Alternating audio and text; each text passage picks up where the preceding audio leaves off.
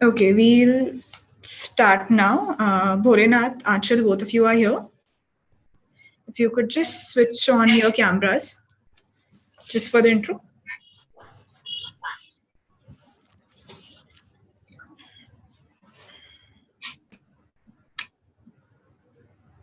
Mm. Anshul, can you switch on your camera? Yeah, just give me a second. Sure, absolutely. Also, are we clearly audible if someone in the audience could just tell us?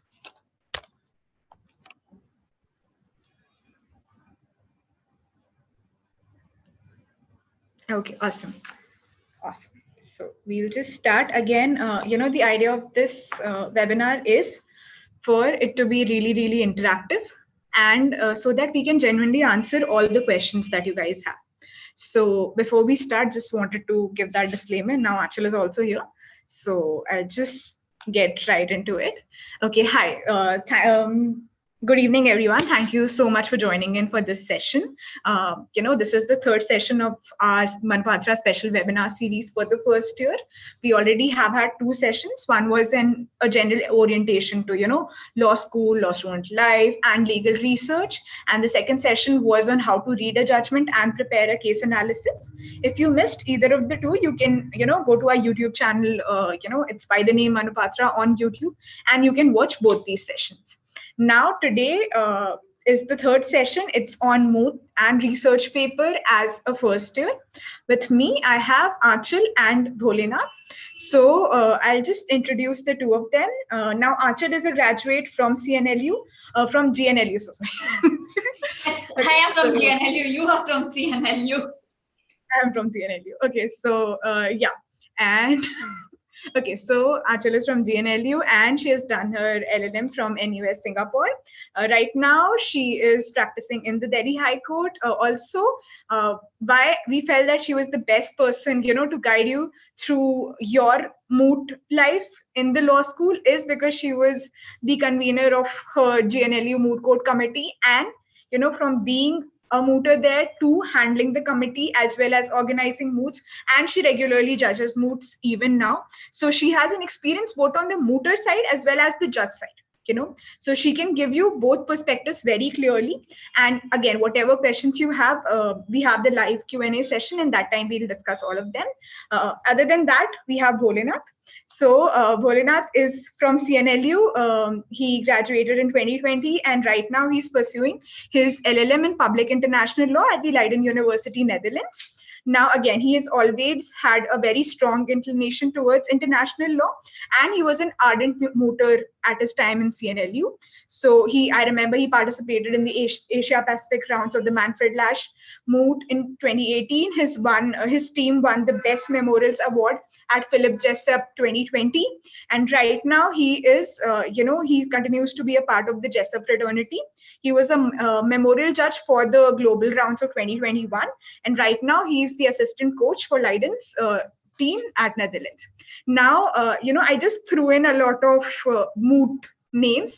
Now, if you go and search, Jessup is the biggest moot that happens in this country, in the world, in fact.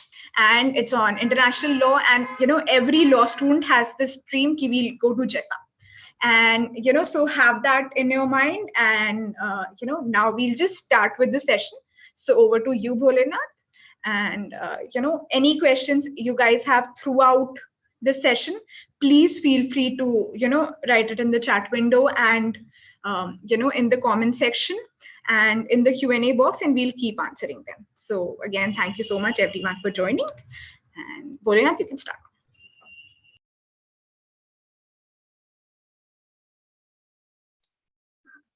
Thank you so much, Soumya, for this wonderful introduction. So let's begin with the legal research aspects of the moot court competitions and research paper. So basically, I would like to first give, a kind of a warning or, a caveat that my experience and Bholenath, if you can my work has been so far in international law and international law related things. Bholenath, if you could switch off your camera, I'm sorry. because your voice is breaking, Please and come I think when again. you switch off the camera, the voice is better. Okay, let me try.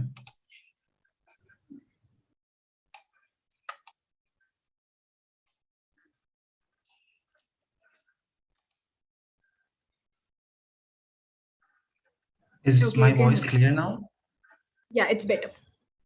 Okay, sure. So yeah, so I was saying that I would like to give a warning that my experience has been so far in international law related things. I have participated in moots which were international law based. I have written papers relating to international law. So moots in general are there are two kinds of moots, the national moots and the international moots. So I don't have any experience in the national moots. So my examples and whatever I will be discussing in the session would be primarily, because of my bias towards international law and my experience there, it will be related to international law. I hope that would not be a problem because the process is the same, right? So I agree with Mr. Datta. The process is the same. So when we do have to discuss what is the difference between an international law and a national law moot, the difference is simply of the law. In a national moot, we are referring to laws of India, whereas in international law, it's public international law, which you will study in your third year or fourth year of law school. Otherwise, the process of going about moots and researching for moots and arguing style is pretty much the same. yes, thank you. Thank you so much. Yeah, so the legal research process thing is the same. How you proceed with the research, how you compile your research, how you formulate research questions, and how you draft your arguments, like everything is the same. It's just that the law is different. That's it. So that was kind of a warning I would like to I wanted to give it at the very outset. So yeah, and the objective of this session I would like to mention is that to have an interactive session with you guys, and I would want you guys to participate. If I ask a question, if I ask for a comment, I would like you guys to speak for the moment. Is that right, Soumya? That is all great. So that part we can do at the end, and again, throughout Yeah. we can keep the chat window live. And Bholenath, again, Yes. because of the camera, the voice keeps breaking. So if you could just do that, thoda sa, that would be great. Okay. Sure. Begin. So we're talking about the legal research, right? So let's first discuss what is research. So there are various definitions propounded by different authors about what research is. So basically, if you look at the most accepted definitions of research in the literature, you would find that it is a systematic investigation or inquiry aimed at contributing to knowledge of a theory, topic, etc. by careful consideration, observation, or study of a subject. So yeah, these are the theoretical aspects, but if you look at it, it basically covers everything that you wanted to know about the research. So basically, there is a problem in the law, or you would say a gap in the law, and you want to answer that gap, or you want to fill that gap, or there is a legal question which has yet not been answered by a court of law or by authors, scholarly people. So you wanted to you have to research, you have to fill in the gap. That is what the research is, to fill in the gap in the law that is existing in the law. So you have to have a very careful consideration of the sources, and you have to, by filling the gap, you actually contribute to the existing pool of knowledge regarding that subject matter. And this is what the first definition is. Second basically talks about creating order in the chaos that surrounds us. Exactly. So when there is a gap, and if something comes up in the court of law concerning some facts which cannot be answered by the existing interpretation that we have of any law, or sometimes there is no law, then the court is, it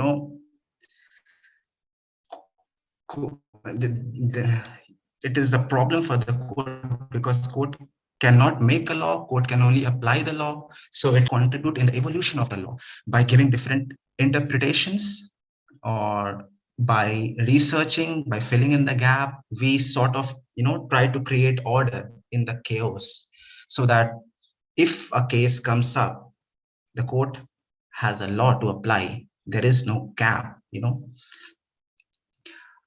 The third one is basically the critique, that the researcher must not look for confirmation, but instead of sources, data, and interpretations that do not support his hypothesis or assertion.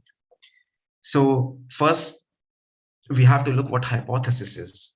So hypothesis is basically your primary conclusion, sort of a thing that you wanted to, cross check it, whether it is true or whether it is false. For example, if you want to know that whether war is legal in international relations, so if that's the question you want to research on, so your hypothesis should be war is legal, and then you go on for careful consideration of the sources, you read the laws, you read the interpretations, and your hypothesis, and at the end of your research you might come up with this conclusion that no, war is not legal. So in that case, your hypothesis, your initial hypothesis before you began your research, would be proved false or wrong.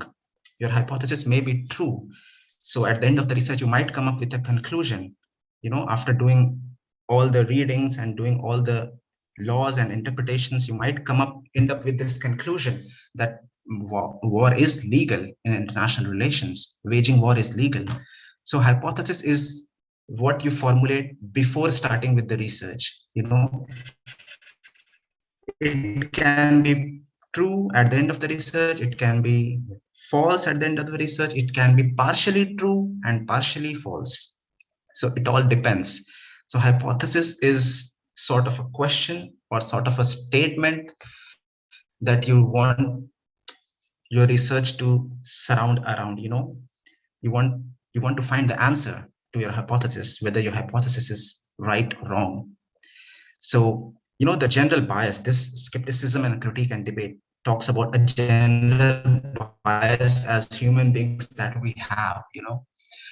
So most of the times I see, the researchers, they formulate a hypothesis, and before even beginning with the research, they just want their hypothesis to be true at the end of the research.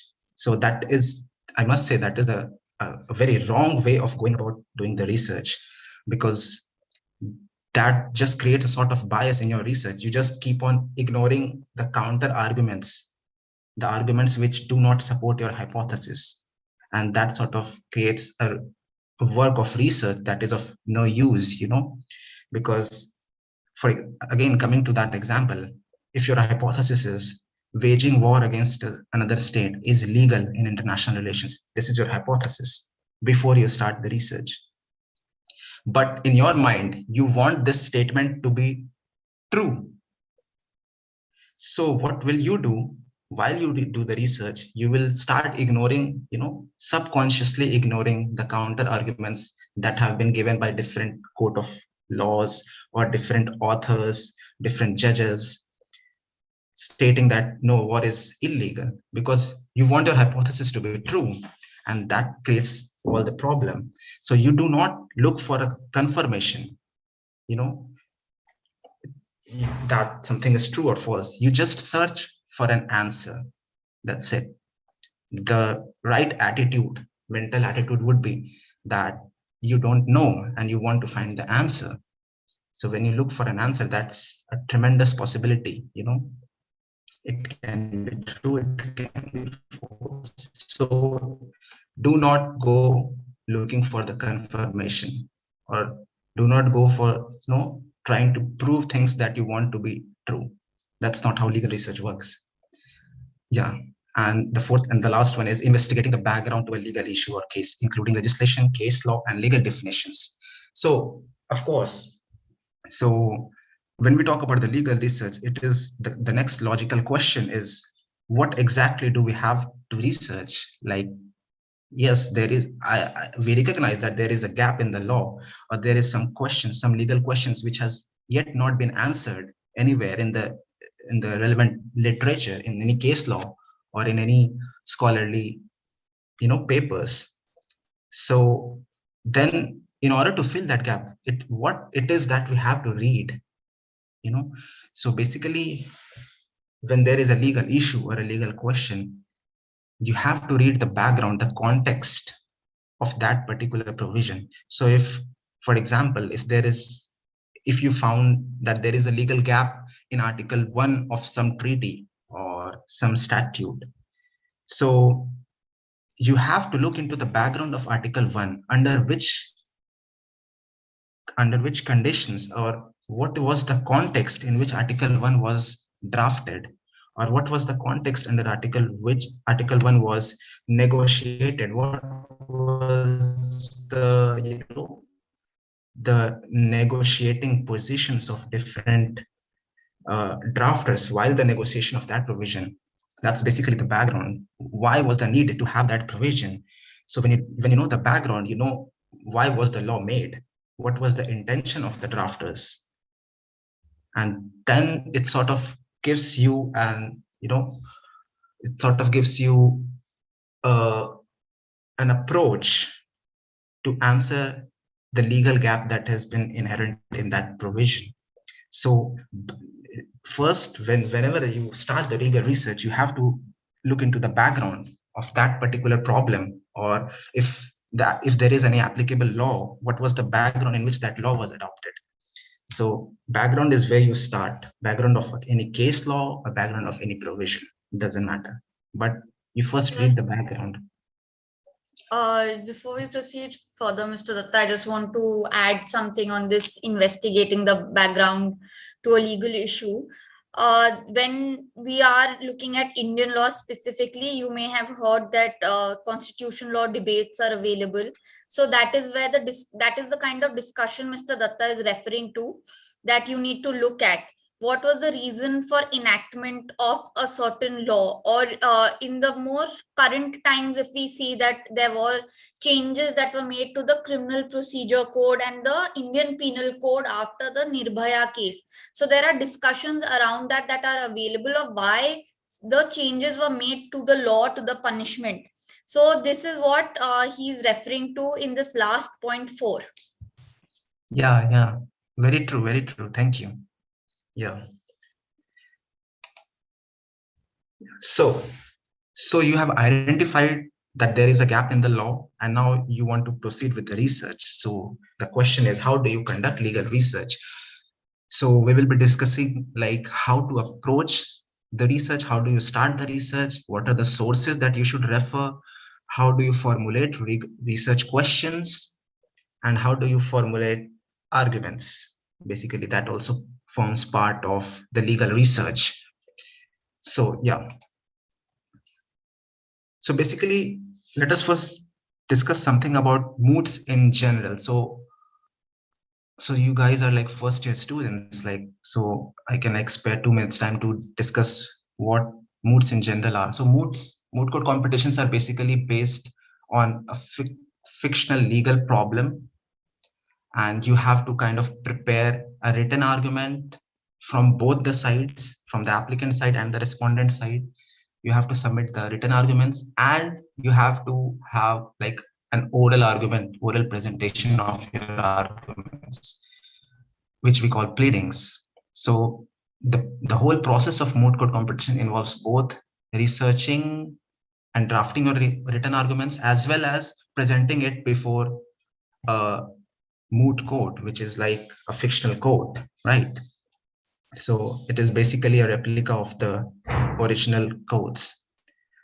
So whenever there is a fictional problem given to you, the first thing is that you have to understand the moot proposition as to what is the law that they want us to research on. Sometimes the moot proposition wants to discuss on something, wants to research on some other issue, and students start researching on some entirely different issue, or a closely connected but again different issue. So you have to stick to the issues. Most of the mood problems, most of these mood problems, which we also call compromise or factual proposition, whatever you call, they have issues given at the last of the problem. So there is a fictional problem, a fictional case, and then they give the issues, like 3 issues or 2 issues, whatever. Like these are the issues which you have to stick to in your arguments, both in the written arguments and in the oral pleadings. So you have to understand the problem and you have to stick to the given issues. You are not supposed to make your own issues. You are not supposed to go beyond what the issues require you to research. So yeah, so basically that involves understanding the moot proposition. Basically, it is generally based on a gap in the law, basically, essentially, yeah. So you have to identify the gap and you have to identify the laws, like the second point, identifying the applicable laws. Which laws are they talking about? And then you have to research on that law. So you have to cut down on all other things. You have to narrow down on the specific issues that has been given to you. So third point is formulation and structuring the issues. Yeah. So I must say that as a lawyer, structure, as a lawyer, if you want to like have an impactful argument in the court or whatever, wherever, you have to have a structure. You must learn to make a structure before you speak anything. Even if you look at the top lawyers in the Supreme Court of India, or even in the International Court of Justice, or any court, these top-notch lawyers, they have a structure. Whenever they start speaking, they first explain the structure. So this is the issue, and I would like to deal this issue in 4 parts, 1, 2, 3, 4, and first part would be dealing with this, second part would be dealing with this, third part this, that, whatever. So they kind of have a very concrete structure. So how do you come up with the structure? So when you do the research, you have to categorize it in different structure. You just cannot go about writing 3 pages of your research in your written memorials that you would submit for a moot court competition without giving any issues or sub issues or any kind of a structure. That is monotonous for the judge to read. He won't even read it, and that's not impactful. But when you have a structure, so it is helpful. It is easy for the judge to appreciate your arguments. It is easy for you to formulate your arguments while pleading. It is easy for you to categorize your research into different structures so that it looks impactful, it looks useful. So doing research and categorizing your research, both these are very important things, and we will discuss furthermore into this, like how do we do the research and how do we categorize the research, right? We will discuss in some time. Yeah. And fourth is supporting your arguments with authorities. So basically, whenever you do the legal research, the foremost important thing is to have an authority. So for authority means a legal backing of whatever you are saying.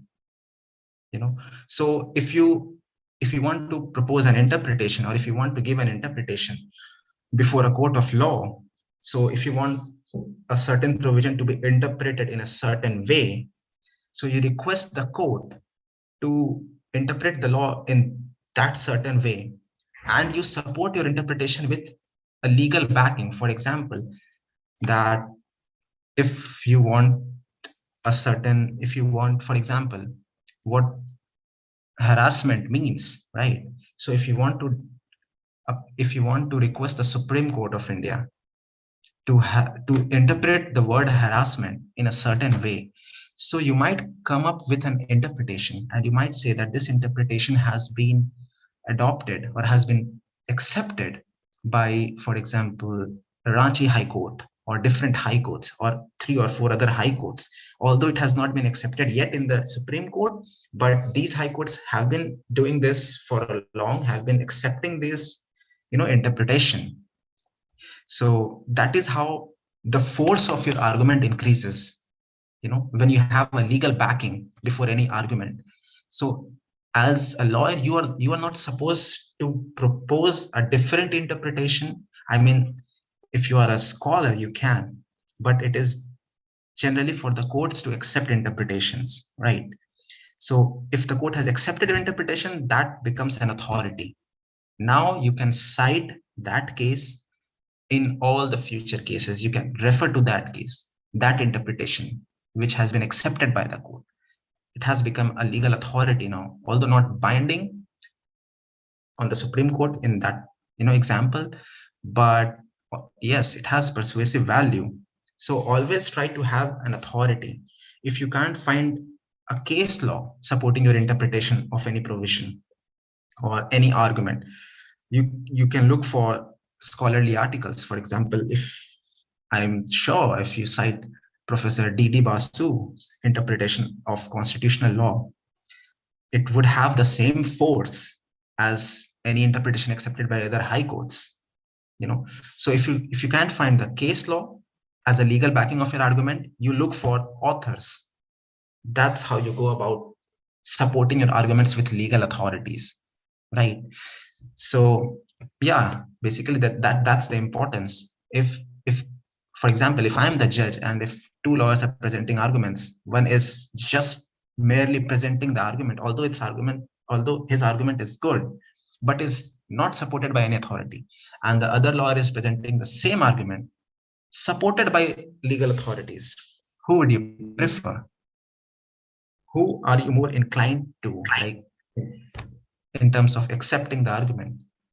I think, of course, everyone would agree that it's the second one, right? Because we are a common law country. We believe our whole legal system is based on the principle of following precedents, right?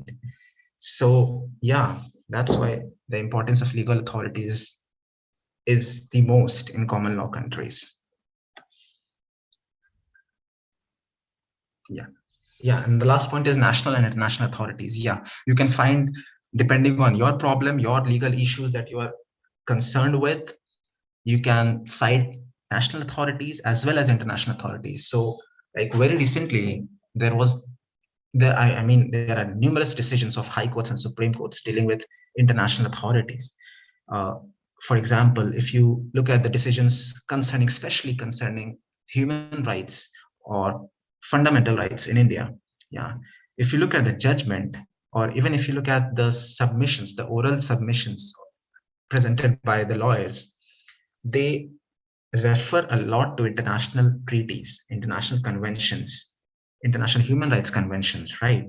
Even in the judgments, the Supreme Court refers to international treaties, because in international platform, India is a party. India is ratified certain human rights treaties, so it is under an obligation to follow those treaties, the human rights treaties. So international authorities can come handy depending on your legal research, or your legal issue that you are probably researching on. So you can cite, if your legal issue allows you, you can cite international authorities, right? So for example, I'm sure you must have heard about Vishakha guidelines, right? So Vishakha guidelines was basically sexual harassment laws at workplace. It was formulated, it was given by the Supreme Court, the Honorable Supreme Court, because India was a party to the CEDAW Convention, the Convention Against this Discrimination Against Women Convention. So India was a party to that convention, and this convention was cited by the Supreme Court in order to give Vishakha guidelines that we need to ensure safety of women at workplace. So yeah, international authorities are helpful sometimes. add to you, Bholenath. Yeah, sure. All those who had attended the last session, we had given out that free resource, which was essentially the Vishaka case, and we had labeled it out on what the elements are in a judgment.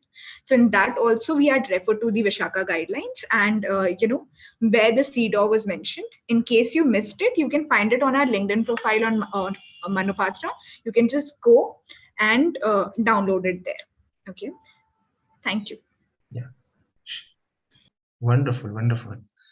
Yeah. So how do we advance with the research? Now coming to the intricacies of legal research, right? So for example, in a moot court competition, if you participate in a moot court competition and this moot problem has been given to you, right? So now, yeah, issues given at the end of the problem, that I agree. But all these issues have some research questions, right? Some legal research questions, what the author of needs to research, right? So issues are one thing, but you have to, carve out legal research questions. Like, what is the research question inherent in that issue? What is the legal research that I have to do in order to answer that issue, right? So you have to first come up with the research questions. You have to identify the research questions, formulate a research question, like what exactly do we have to research under this issue, right? So for example, if you have to, if so issues are basically at the end of the moot problem, and it is like quite general. For example, if you have to prove that certain state has violated article 21, which is right to life of the Constitution of India, right? So that is your issue, and that can be given in your moot problem, that you have to prove violation of article 21. But what are the research questions? Like, then you have to formulate research questions. Article 21 is very wide. So is the moot problem concerned with right to environment as a violation of right to life, or right to privacy as a violation of right to life, or right to food as a violation of right to life? So there are the entire contours of right to life. So that is the research question, because your moot problem must be based on a specific problem. Although it's a right to life situation, a right to life issue, but your research question could be a very, very narrow aspect, a very narrow part of Article 21, right? So you have to formulate research questions. Although I have to prove Article 21 violation, but what exactly? What is my research question here? What is my moot problem all about, right? So you have to formulate research questions under the issues. And hypothesis is basically when you write, hypothesis is when you write a research paper. So before starting with a research, you just know that this is the problem that I want to address in my research paper, or this is the gap in the law that I have identified. I don't know the answer, but this is my hypothesis and I'm gonna examine it, right? And at the end of the research, I can come up with a conclusion, right? But in the moot problems, it's basically research questions. How good you are with formulating research questions will determine how good your research would be, because you have narrowed it down to very specific portions, right? The second one is the sources which you can use. Yeah, so that is very important. Most of the time we learn as a law student is like, what sources do we consult, or what sources can we cite in our written submissions? Even in international moot court competitions, most students don't even know what sources they can refer to. Like, what exactly do you read when you are doing the research? So it's also not an exhaustive list, but first read the laws, applicable laws, which are relevant for your issue. First, read the laws. Second, the commentaries of the laws. Like, commentaries involves the negotiating history of that particular law or that particular treaty or a statute or act, whatever.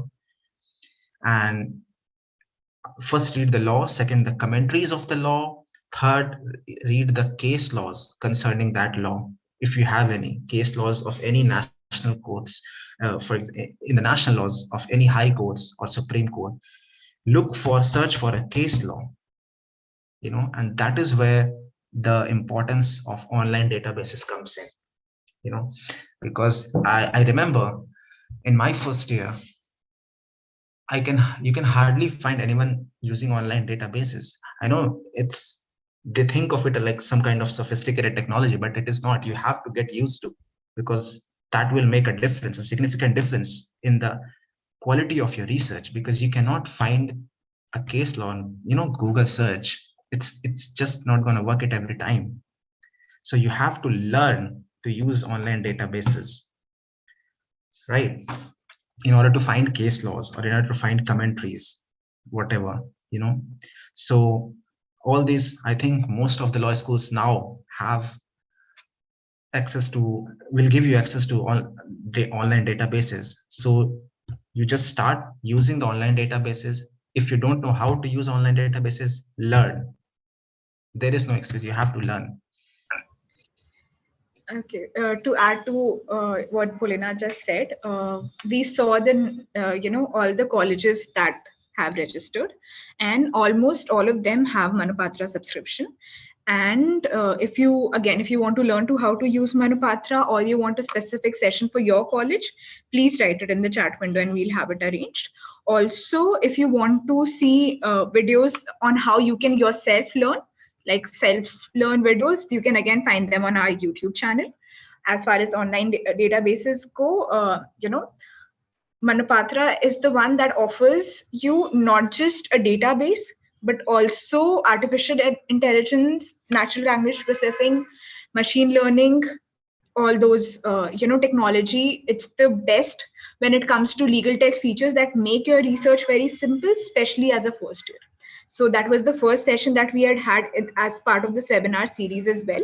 So anyone who was there, please say a hi in the chat window. And again, if you want us to have a session for your college, please write it in the comment section.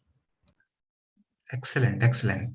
Yeah. So all of you guys have institutional access to Manupatra. So start giving my 2 cents on this to all these new budding lawyers. Personally, I would prefer Manupatra as an online legal database research, because it is just so comprehensive and so easy to use, and you can get a hang of it very easily. As regards other online databases that you should refer to, you could look at Hein Online or JSTOR for articles, because some of the world's best articles, journals are available on these 2 websites, JSTOR and Hein Online.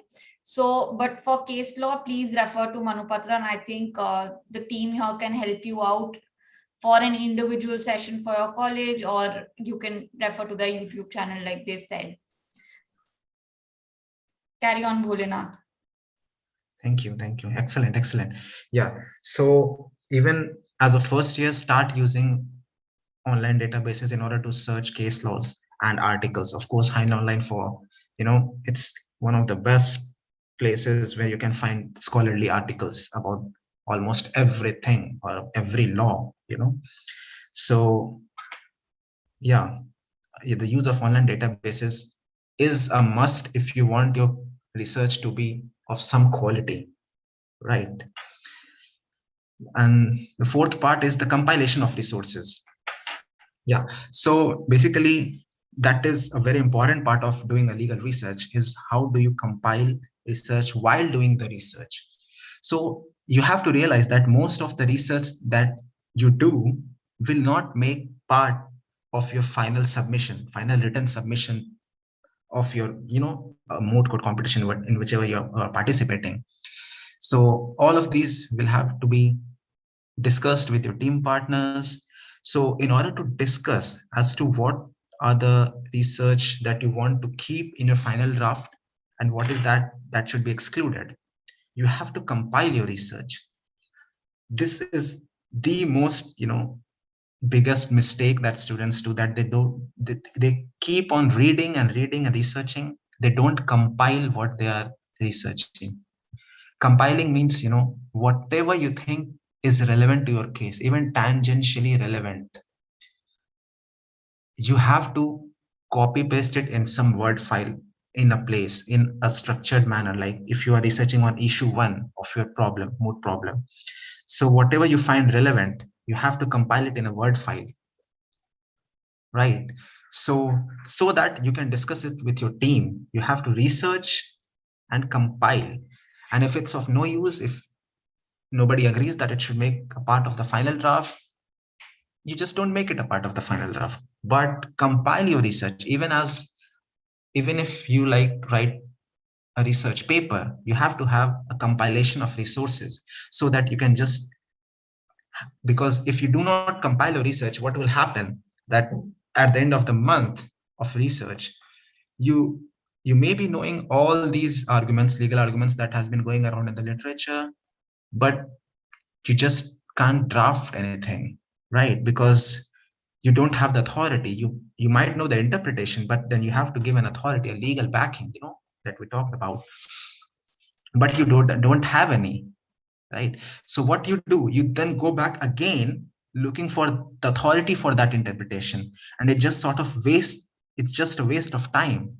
You are re-researching, right? So you have to compile your research while you are researching, and just like copy paste, like just mention like from where you have taken that part. So if you have, for example, if you have found a case on online database, so if you want to like use a certain paragraph of that particular judgment, so just write the name of the judgment and copy paste the relevant paragraph, so you can discuss it with your teammates, or you can, that might be helpful while drafting the arguments, right? So compile your research, whatever you're using. So which law you are reading, which the commentary of the laws, whatever you are reading, if you found it relevant, compile it in a Word file, right? And you will realize, the usefulness of the compilation of resource, the Word file that you have made. You will realize at the end of the process, the legal research process, that how useful it is to compile from the outset, so that you don't lose track, right?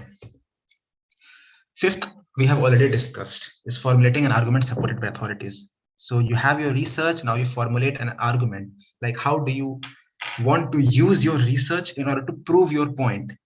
Like Moot court competitions, you have to have a site, right? Although you have to make memorials, written memorials from both the sides, but at any given time, either you are applicant or a respondent, and you have to take the side of applicant or respondent. So use your research to prove your point, and we will discuss how we can do that. You know, that's the art of making arguments, basically. Sixth is avoiding plagiarism. Yeah. So plagiarism is, I think, the mistake, and I think the most neglected aspect of legal research. Even in your legal research courses, they don't basically exhaustively teach you about the plagiarism aspect. Many students don't know what plagiarism is. They keep on plagiarizing, and that just backfires someday, right? So plagiarism is basically an intellectual theft. So basically what you do is that you take the interpretation given by a certain author, you portray it as your own interpretation, as in your arguments, in your written memorials, or in your research paper. So if I have given the interpretation of any law in my research paper, and you have read my paper, you have just copy pasted my interpretation and in your research paper or in your written memorials for the Moot court competition, without giving due credit to me, then that would amount to plagiarism, right? So even if you have paraphrased. Okay. Bholinath, we have 15 minutes to go, and I so would if just we, like to I would just like yeah, to chip in on this point of plagiarism. Plagiarism, it also means sometimes not citing who the actual author is and making it look like it's your own. So if you were to get something from Didi Basu's commentary, but you don't footnote Didi Basu as the source, then you are plagiarizing his work. You might have put it in your own words, but you have to give due credit if you haven't given him, if you haven't footnoted it. Yeah, exactly. So yes, that's so what you have to do. Let me just yes, yeah. So what you have to do is avoid plagiarism, especially in your written memorials. Like people copy, previous year written memorials in their written memorials. So for example, if you're participating in Jessup or Manfred Labs, so what you do is if you find something relevant if you're participating in 2021 Jessup and you found something relevant in the best memorial of 2013 Jessup, you just copy paste it, and that's basically an offense. That's a crime. You cannot do it because that is the work of a different person. You just cannot copy. Or if you are copying, give due credit, right? Due credit to the author, even if you have paraphrased it. If you have taken the exact words of that verbatim, exact words of the interpretation given by that author, whatever, so you just put it in the double inverted commas. So that's how you do it, and and footnote it, like where have you taken this interpretation from. Just give due credit to the author and you're good to go, right? So yeah, so just let's have a recap. Whenever you have a legal issue to research on, what do you look into while you are reading, while you are researching? First, we have discussed historical context and circumstances of conclusion of a law, under which circumstances that law was concluded. We will discuss like how this matters while formulating an argument. Second is the intention of the drafters, right? What was the intention of the drafters while they were concluding or negotiating that treaty or that statute or that particular provision? Third is the relevant legal developments that you have to research. So relevant legal development means any further developments in terms of like case laws, any decision of the Supreme Court that is relevant for your issue, or any amendments to the law, or it might also include, overruling of a particular judgment. So that also indicates something, right? So you have to look for the legal developments. What have the scholars been interpreting that law as, right? So although that law might have been concluded like 100 years back, right? But in the contemporary era, how that law has been interpreted by scholars and how that law has been interpreted by court of laws, that matters, right? So you have to look for the relevant legal developments while you address your legal research issue, whatever you have, right? Secondary sources is basically anything that the authors write, the scholars write. That is basically the secondary sources, and that is very important because most often you will find that, because obviously you are doing a research concerning a gap in the law, right? So it might happen that there are no case laws concerning that gap. There is no case laws to guide you, so you fall back onto the secondary sources. How have the authors been interpreting the law? How that interpretation might help you in filling the gap. So secondary sources are very important, right? And if you feel that there is a need for change, or how has the law been interpreted even by the Supreme Court, and if you feel that there is a need for the change in the interpretation, or there is a need for a change, the entire law you think that entire law is violative of some fundamental right, and you want that law to be struck down, then come up with your why. And that why will be mainly the quality of your research and how you formulate arguments.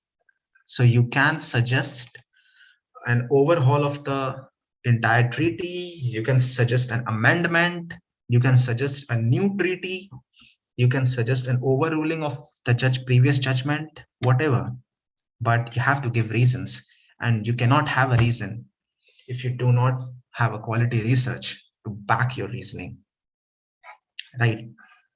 Yeah. So basically that was the more theoretical discussions, and I will just take 5 to 10 minutes more to have an interactive discussion, if that's okay, Soumya. Okay, how about actually you can just go in right now, and No, let Mr. Datta finish with it, and I will take 2-3 minutes before we take on the Q&A. Okay. Sure, absolutely. Yeah, Okay, so Vinod, you can go ahead with it. Yeah, so this is the part where I would like inputs from the participants. Mhm. So participants, if you want to jump in, raise your hand, and please just mention, do not hesitate, just mention what you think. There is no right or there is no wrong. Just feel free to jump in. If you don't want to raise your hand or unmute yourself, just write it in the chat window. Yeah, you can also write it in the chat. Yeah, but I would appreciate it if you want to jump in, right? Yeah, so basically let's do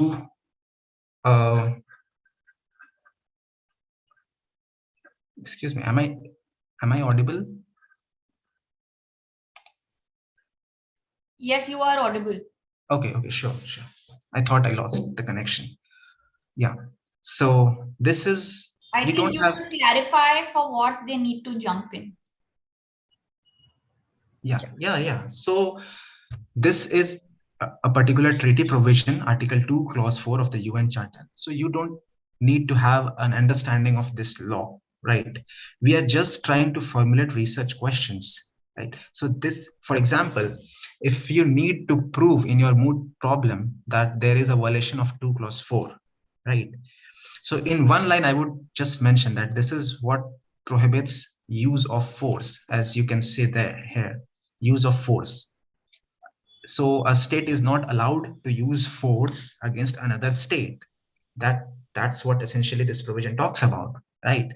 So if you have to prove a violation of this article, this particular provision, so how are you supposed to formulate research questions? What are the research questions that comes to your mind when you read this provision? What is, like, how do you see? If you have to prove that state A has committed violation of Article 2, Clause 4, how will you formulate research questions here? Any suggestions?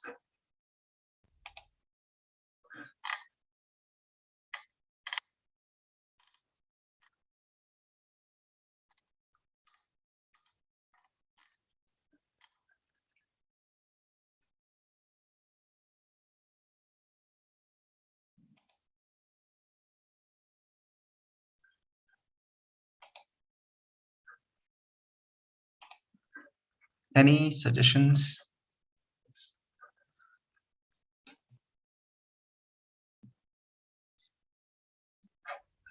See it in the chat, Yeah. There have been some questions. Yeah. So. What do you think are the research questions surrounding this provision?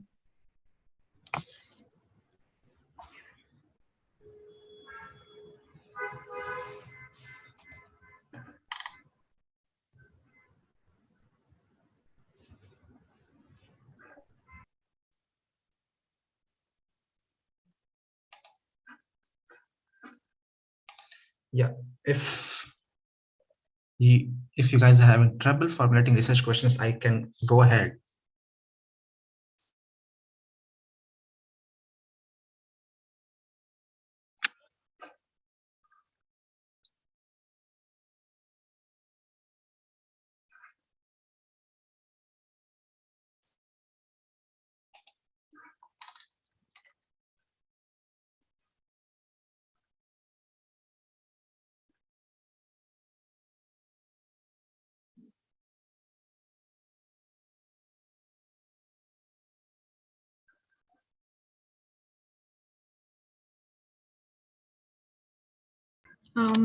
Gaurinath, if you could just look at the questions that are coming in and respond accordingly. Okay. Yeah. So I think there is Because one. I read the majority of them were about use of force. So again, as first years, I feel that is, a very good point that everyone caught on, that what does exactly the use of force mean here. And that can be, a very good research question. Exactly. Yeah. So there is one question I can see: how to search for a research question, especially in international law. Yeah. Yeah. So yeah. So for example, if your legal issue is connected with this provision, that is just an example, right? Mm. So how to formulate research questions? So first, we all should look at it very objectively, right? So who is this provision addressed to? It's all members or members of the UN Charter, right? So members means UN Charter members, right? So it is meant for all the UN members, right? So all members shall refrain in their international relations from the threat or use of force, right? So first research question would be, what do you mean by force? What exactly is force? So if, I don't know, if a prime minister of India issues threat to Pakistan that we will invade your territory and attack you, is that prohibited under this provision? What do you, that can be answered if you know what force means. Force, what is the interpretation of the word force? Is it armed force? Is it a nuclear force, or is it like economic force? Like if we put economic sanctions, and US does it all the time. US has, put economic sanctions on Iran. So using economic force, is that prohibited? Does that fall into the prohibition that has been given under this provision? So first research question at the outset would be, what do you mean by force? What exactly is prohibited, right? So that is what you should research. What is force? So you have the law, then what do? You go read the commentary of you search for the commentary of this particular provision. So there is a lot of commentary, especially one of the best commentaries would be Bruno Simma, or whatever commentary you can find. You go read the commentaries. That way you will have an idea of the negotiating history of this provision, right? What was the intention of the drafters? That you can find in the commentary. What was the context? What was the historical context under which this provision was adopted? You need to know that in order to interpret what force means.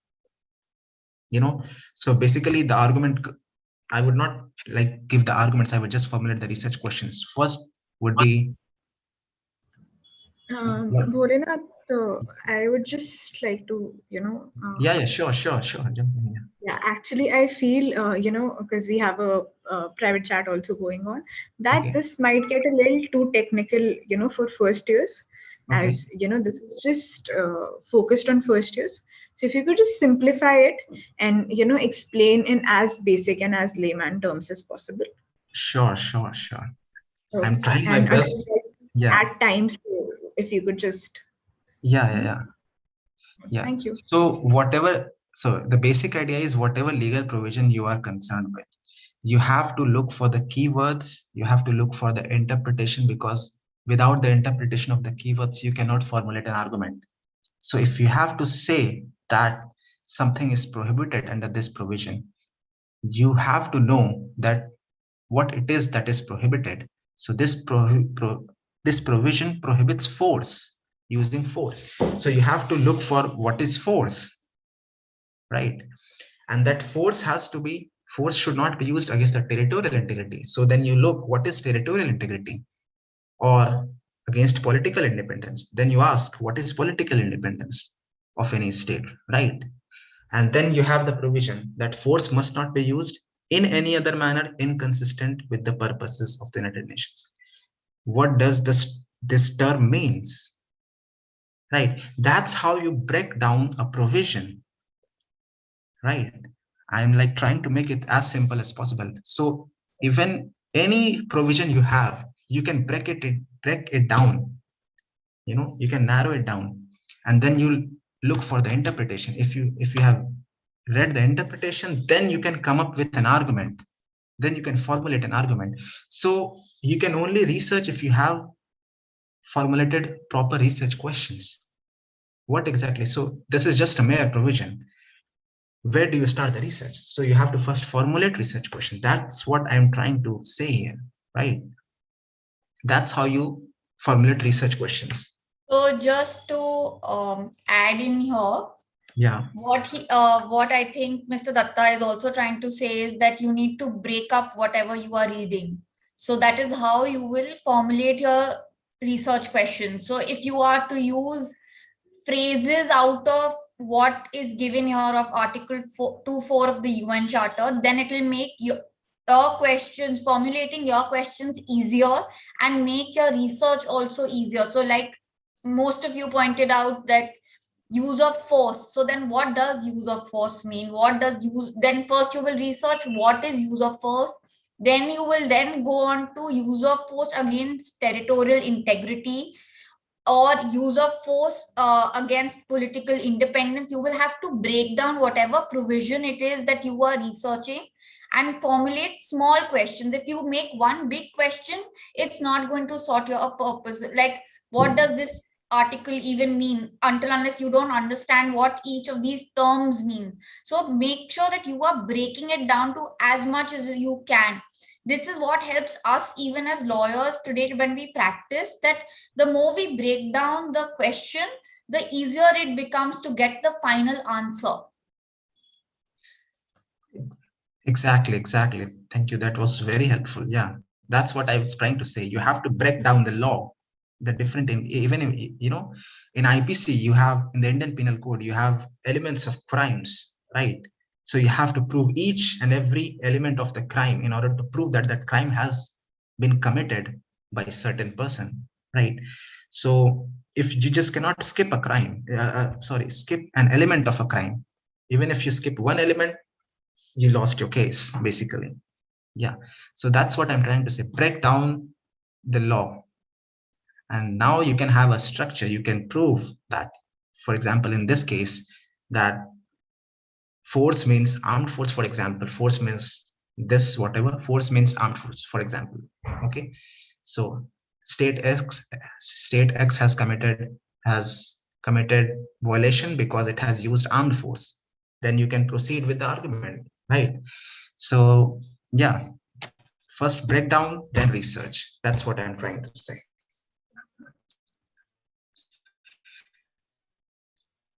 Should I take questions from the Q&A? Yeah, before you go ahead, actually, you can do the move bit. Hi, everybody. Just to kind of wrap up what we've discussed today with Mr. Datta and the Manupatra team here. Moot court, like Mr. Datta pointed out, is a mock courtroom where, it is, you are kind of in a court-like setting. There'll be judges, there'll be a panel of judges. There will be the petitioners, and the respondents. Petitioners are those who file the claim or a petition before the court. Respondents or defendants are people who are going to defend that claim. So when we start researching and we are reading a moot problem, you have to be very thorough with the moot problem before you even start your research, because until and unless you are not aware of all the facts that are given in the moot problem, you will not be able to make any headway. It's like, what if you miss an important point in the moot problem or compromise? How are you going to find your answers, because the connection will just never happen. So for that, you need to be very thorough with your moot problem before you start your research. As regards research and the tools of research that you use, as we've pointed out, always go to the Bare Act first. That is the law.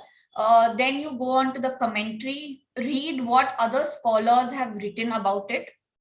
I know we live in this age of Google where it is very easy to just put in whatever we want to find out on Google, and we'll find like 200 like articles on it. But that only might help us understand the law a little bit, but that cannot be used as research for your memorials.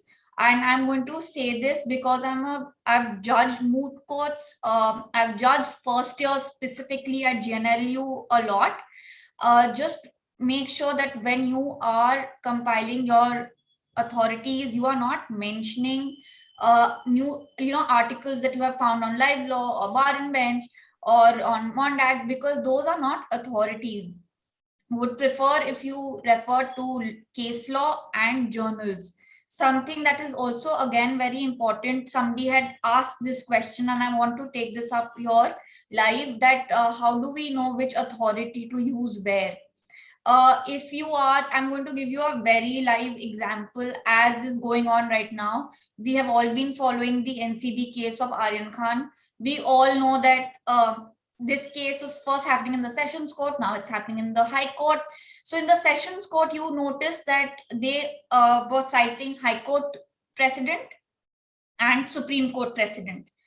Then now in the High Court, they are referring to mostly Supreme Court judgments. If they go to the Supreme Court, then they will only have the Supreme Court law to rely on, because in the Supreme Court, that is the highest authority in India, it is not favorable to use High Court judgments, cite High Court judgments, because they don't have that kind of authority in the Supreme Court until and unless the law has not been laid down by the Supreme Court on that topic. So when you are dealing with a moot problem, you have to make sure first that you know which forum you are going to go to, whether you are going to a Sessions Court, whether you're going to the High Court, whether you're going to the Supreme Court, or you are going to, say, the International Court of Justice or the European Court of Justice. You need to know where you are at. Only then it becomes easier for you to, even argue. It sometimes happens that students do not read the moot problem properly, so they don't know which forum they have to apply to. So they might have misunderstood it and gone to the High Court and said that, this is a petition I'm submitting to the High Court, but the respondents would have prepared their memorial as if they are going to the Supreme Court. So then, you don't want to lose those extra points there. That jurisdiction point, yes, Shasha, that is quite important, and you will only get to know by reading your moot problem. Sometimes moot problems mention which is going to be the forum, the jurisdiction. Sometimes they don't, and it is for you to figure out. So this was on jurisdiction and maintainability that I wanted to point out to you. And going a little more into the kind of research that you should do, please be very thorough. Like I said, do not rely on online articles. I mean, as a practicing lawyer, I will never want to follow what a partner at some law firm has said of what his opinion is, because obviously there can be a difference of opinion between a judge in a moot court competition and something that's been written online. So be very sure. Look for, like how Soumya mentioned, it is simple language is picked up by Manupatra. So if you kind of type in your normal speaking language, it might show you results that are going to be close to what you want to actually say, and that can help you. So this is what I would like to just add on to what we have discussed today, and I think we can take on to the Q&A now.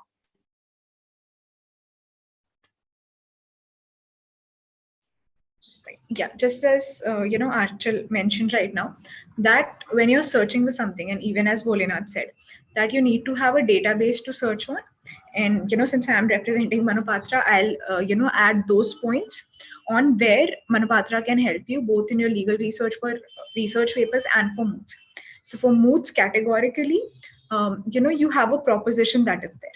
Sorry, just one more thing, because this is on moots and I know what happens in moot. Sometimes people make up cases. Please don't do that, because the person who's sitting judging there has access now to a mobile phone and a laptop and quickly check, if it's a case that one hasn't heard of. That's the first thing we as like judges of moot court competition now do. And we sometimes do find that people are, making up this law, and then they'll be like, oh no, we read it in some newspaper article. Again, please do not rely on newspaper articles when you have to cite judgments. When you are citing judgments, please make sure that you are giving the citation. I'm sure Soumya has already covered what a citation is in one of her previous webinars. So please make sure that the Supreme Court citation, the High Court citation, whatever it is very clear, so that the judge does not have to think twice of whether this is a legit case or not.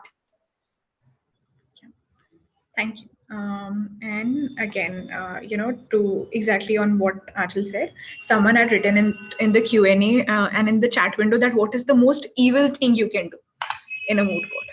So the most evil thing that you can do is citing a case that does not exist, and the repercussions are really, really bad. And especially, I feel in respectable colleges, especially if your moot team is present during your oral rounds, or they get a waft. If the moot court committee gets a waft that you used a fake case, even if it's an intra competition, that reflects very badly. So please, absolutely never ever do that. I'll just move on to the questions now. So first I'll take the Q&A box.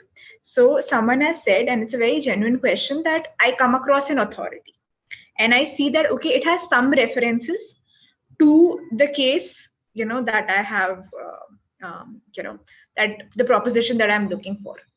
Do I cite it or not? Like, how do I recognize significant authorities to cite in my case? And I'm sure that both Aanchal and Bholenath, you guys would have pointers on what makes a relevant case. So if you could just share that.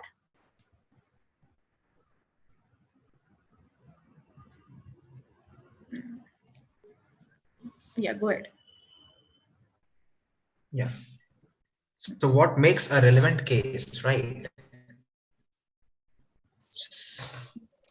So basically, a relevant case law is something, for example, if you want to have an interpretation of a certain provision, or even if a certain term, for example, we discussed 2 clause 4 of the UN Charter. So you have to look, is the term force, has the term force has been interpreted by the International Court of Justice or any other court? So if the court has interpreted in its judgment what force means, so that makes that case a relevant case law if you have to prove something in your moot court competition. So that basically, yeah, that's the relevant case law for you. You cite that case, you cite the interpretation accepted by that court in that case, right? So that's a relevant case law. Sometimes a relevant case law might be that a court has rejected an interpretation that was forwarded. So that might be, so you can say that this interpretation was already given in that case and which was rejected on these grounds. So that makes that case a relevant case law, essentially. Okay. Actually, you want to add anything to that? A relevant case law is one that is helping you support the argument you are trying to make. So, and is also interprets the law exactly the way you are required to in your moot memo. So that is what I would say is a relevant case law. Okay, thank you so much. Again, the one who asked the question, Shashwat, he's saying he still does not understand, what constitutes a significant enough authority to cite, So if you have to take, like, I completely understand, from a first year's perspective, his question, totally makes sense. So if you could just, explain that a little further. So a significant authority is one that you are kind of relying on, like case law is a significant authority. Or if you want to cite a book, like you are saying, that how do you know if the source has significant authority? So one way as a law student, I used to find out if the book has some significant authorities. I would see if, the high courts or the Supreme Court have ever referred to their interpretation. So if you take the Black's Law Dictionary, the definitions that are given in the Black's Law Dictionary have been followed by the Supreme Court and the High Courts. So that makes it a significant authority. Or even for the fact that D.D. Basu has been referred to by the Supreme court in a few judgments. So that makes it a significant authority. And we've already discussed case laws. Thank you. Thank you. Okay, so the next question is, and I get it again. This was a question that I had, I think, with the first two moots that I did. That if in a memorial, what is it? What are issues in, arguments advanced? Is it just the answer to the question? And are, we supposed to just write it as an answer? How do you approach, issues and arguments advanced? So these three parts when you're dealing in a memorial. Okay. So Bholinath, if you want to go first.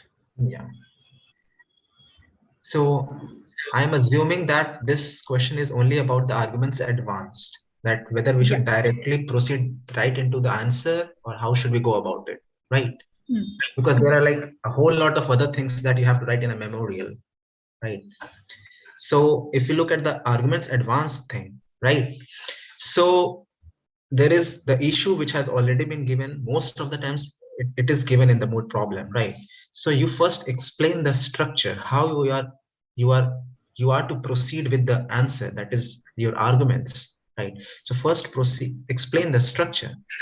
So if you have to prove that, for example, certain thing is a violation of right to life, you just state that depending on your side, whether you're applicant or respondent, you have to prove that there has been a violation of right to life. So you just say that there has been a violation of right to life because A, B, C, D, whatever. Explain the structure at the outset. Then you come to the A point, right? What A is referring to, if it's an interpretation of a law or something relevant to the law. We follow what we call the IRAC rule: the issues, the rule, the application, and the conclusion, right? So first is the issue, which has already been given to you. Second is the rule. You say that, okay, if you come to the sub issues, so you have explained the structure A, B, C, D, right? Coming to the A, you first write what the issue is, how A is important to the issue. Then you write the rule, as in what is the law, the relevant law with regard to that issue. And then you apply it on the facts. IRAC, IRAC. A is the application of the rule on the facts, right? So you discuss the law, you discuss the rule, and then you apply that rule on your facts. Prove that how that rule applied on your facts would prove that there has been a violation of right to life. You have to work on this application thing, right? And then comes to the conclusion, that how do you conclude, like basically the application, the conclusion of the application. That's how you proceed. And then again move on to the B, the second sub issue, A, B, C, D. Yeah. So first explain the structure. You just don't go directly into the answer. Yeah. Thank you, Holina. That was, really, really insightful. That, you have the IRAC rule, and, it gives you that navigation, that every time you have to approach it, you know that this is the pattern that you have to follow, and you have to make sure that you stick to that. Ajal, again, if you want to add anything to this. No, I think he really summed it up really well. And I wish I had followed this IRAC rule in college. Yeah, agreed. Absolutely.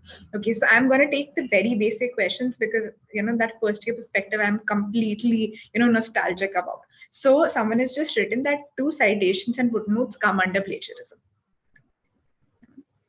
Again, very basic, but if yeah. But exactly. If you are copying from a previous year's memorial, then they can. Then they would be plagiarism. Exactly. Also, the problem is that almost all colleges give you that plagiarism checker and Turnitin access. Now, there, if you've not excluded these sources, although you have footnoted them, that would come under plagiarism. So that is something that is, kind of a technical part that you have to, get used to. So that, again, citations, footnotes, not plagiarism. The next question are, how do we defend some indefensible issues? Now, this is a standard, moot court hack. And like, I'm just going to share that for both parties, there's going to be one issue, which is simple, and the other, which is tough, which is difficult to defend. And that's how, moot court issues are balanced between the applicant and the respondent, since it's a practice exercise. So again, both of you guys, if you could, shed some light on how do we defend some indefensible issues while we are arguing, on behalf of the state, or should we just, put our point irrespective of the result. So I completely get this person means that, although that I know ki this is absolutely wrong, do I still keep defending it? So, if you guys could add to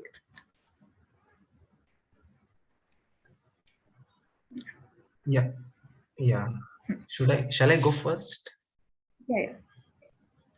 Okay. So from my experience, I can tell you that as far as, these big international law moots are concerned, right? There is nothing called indefensible issues. The problem has been drafted in such a way that you would always have arguments from your side.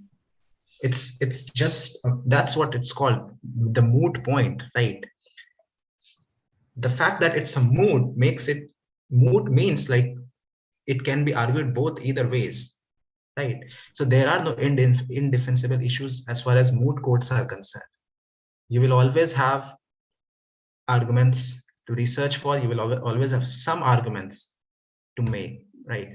And I think Achal can put some light, like in the real world, if you know that you're, So please. this is not a real world, right? A moot is not a real world. So they are going to balance it because they have to give a fair chance to both sides to argue it and defend their case. It's not like your client in real life who could have done everything wrong possible. So here there is going to be some balance to give you points to argue before the court and draft your memorial. Exactly. Bholenath would add to this. And if you feel that this is not fair, the moot problem to your side is not fair at all, please reread the moot problem, speak to 10 people and discuss it, because it cannot be that there is nothing that's going in your favor. Exactly. So that's like the moot court hack, that it can never be that, you won't, like, it's not in your favor, it is somewhere in your favor. One. Two, I think both of you guys would agree that when you're working on a moot problem, you only find cases which support your opposition. There is some problem that exists, and but that is where you start. So when that starts happening, focus on those cases, and then you move ahead with it. So these indefensible issues, that is just made one to make it fair. And again, once you start finding cases on the proposition, it will work. So it's always that. Okay. Now I'll just take it. We are already like almost half an hour above time. So just one last question. Again, it's a very simple question. What is a commentary? What is a commentary and how do students study it? So again, very basic, but very important question, especially in moot courts. Yeah, either of you can go first. Yeah. So what is a commentary, right? Commentary is basically a compilation of everything relevant to that law. For example, if I am to write a commentary on, for example, NDPS Act, right? Because that's in the news these days. So I will look into the negotiating history, like what were the legislators, the drafters were negotiating, what was the discussion and debate going around. I will try to compile it with like every provision wise, what was the intention of the drafters, what was being debated, everything, the context, what is the objective of the law. So it's basically every interpretation, right? So commentary is basically an explanation, in simple terms, an explanation of the law and a history of the law. So that gives you an idea as to what is the background of the law, and that helps you to interpret things. Yeah. Okay, so again, if you guys have any other questions, I am just writing my email ID here, and you can just write it down to me, and I'll forward it to these guys, and try my best to share the answers as soon as possible. Also, again, if you want a specific session for your college, please write to the same email ID. Again, thank you, Achal. Thank you, Bholenath, so much for doing this. We went a little ahead of time, and I really hope that to everyone attending, thank you so much for taking out the time, and that this was really, this was actually helpful for you, and whatever doubts you had regarding, moots and research papers, those were rectified here. Okay. Thank you, Bholenath. Thank you, Achal. Thank you, everyone. Thank you so much, Soumya. Thank you, Mr. Datta. Thank you, everybody, for attending. Thank you so Hope much, we've, everyone. Thank you, Soumya. helped you. Yeah. Okay. So, and to all the participants, we have the last session on Friday on internships in law school. Again, a hot first year topic. That's the end of the world in law school. So again, we'll have some great discussions. So hope to see you there. Thank you so much for attending, and have an amazing evening. Bye bye. Thank you so much for having me. Thank you. Thank you, Bholenath. Thank you.